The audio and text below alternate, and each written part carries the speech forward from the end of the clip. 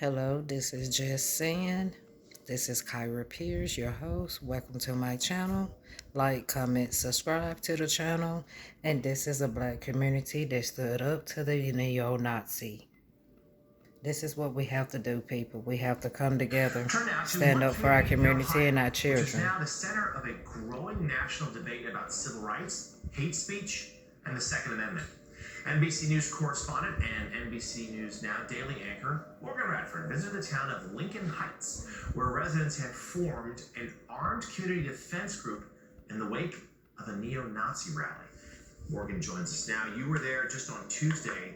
What did the residents tell you about what's going on? Yeah, I was there just this week, John. It was fascinating because what's interesting is that it's amazing. It's wonderful. During the Great Migration back in the 20s as a refuge for black citizens, which is why it was especially painful when neo-Nazis suddenly appeared in this 3,000 person majority black town. But they decided to fight back, taking up arms and patrolling. That's what we need to do, people. Now they're at the center of a much stand up for our kids, our communities, and free our speech, rights, and who gets it.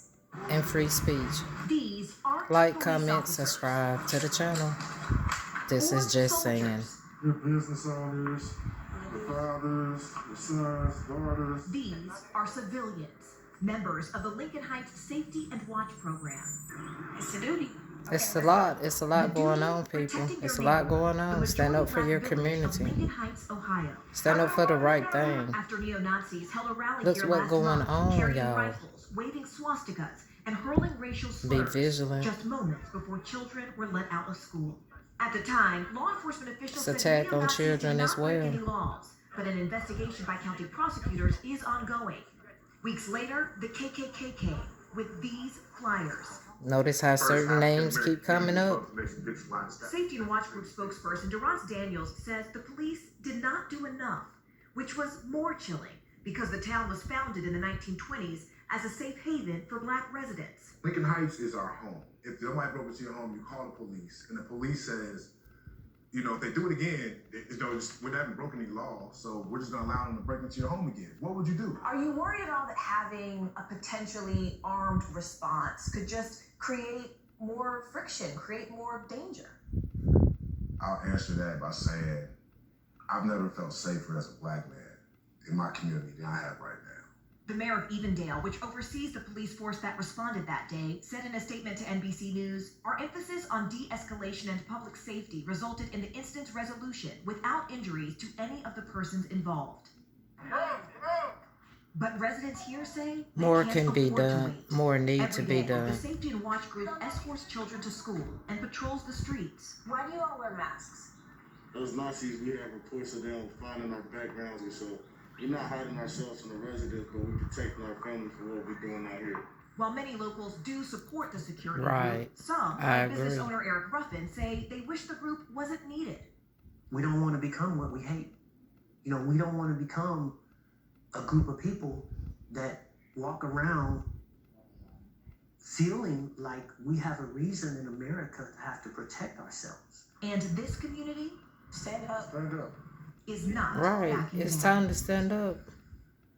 We contacted the mayor of Evendale's office, and they say that prosecutors are looking at body camera footage of the neo-Nazi rally to see if any criminal charges could be filed. But meantime, the Hamilton County Sheriff is also calling on state lawmakers to pass legislation making it a crime. It's to time wear a to mask stand up, with the people. purpose of More can be intimidation done about while this. They need carrying as much masks. protection as they can get for their children and family and elderly. We shouldn't have to live like this in America. Check out Papa Duck now.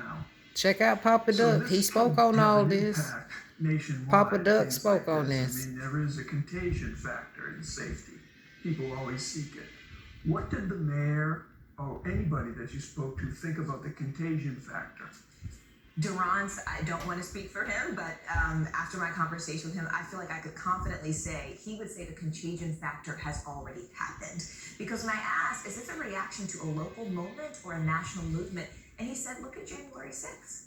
He said, you already have people felt emboldened to come here locally because of what they saw nationally. If you could hang from the building of the hallowed halls of the Capitol and then be pardoned, not be prosecuted, why don't you think you can come to a small village of African Americans, only 3,000 people? Morgan, does the group have any real authority But as long as they stay within the confines of the law, they should be okay. It's a great question. You know, I asked that basically, are you stopping cars when they come in because you think someone looks suspicious? Is that, you know, profiling in its own sort of way? And they said, no. We are patently aware of what our rights are and what our limitations are. They said, we're not officers. What we do is we are trying to cooperate with the police department. So if we see suspicious activity, because remember the KKK came back with flyers just after this rally. So they're saying this is more of a defensive posture to deter people from entering our community and showing them by virtue of our masks, by virtue of our guns, that you can't come here and we're not going to take this punch lying down. All right, an important story, fascinating. NBC News correspondent and NBC News Now daily anchor Morgan Radford.